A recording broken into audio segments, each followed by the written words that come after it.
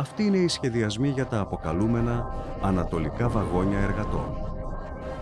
Δεν υπήρχαν καθίσματα, μόνο ξύλινα παγκάκια για 8 ανθρώπους αναδιαμέρισμα. Οι εργάτες σκλάβοι έπρεπε να κάθονται πάνω σε αυτά την ημέρα και τη νύχτα να κοιμούνται εκεί.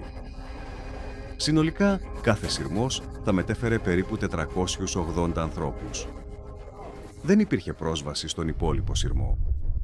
Το φαγητό τους θα μαγειρευόταν σε μια μεγάλη κουζίνα δίπλα και θα τους το έφερναν με κουβάδες.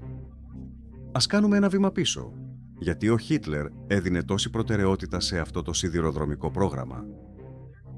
Στις 24 Μαρτίου 1942, κατά το γεύμα του στο Μόναχο, με τον υφυπουργό Χέρμαν Έσερ και τον αρχιτέκτονα Χέρμαν Γκίσλερ, ο Χίτλερ εξήγησε: «Για να αναπτυχθούν τα ανατολικά εδάφη οικονομικά, χρειαζόμαστε ταχεία σύνδεση, τρένα που να φτάνουν 200 χιλιόμετρα την ώρα, πιο φαρδιά βαγόνια, ακόμα και διόροφα για καλύτερη θέα.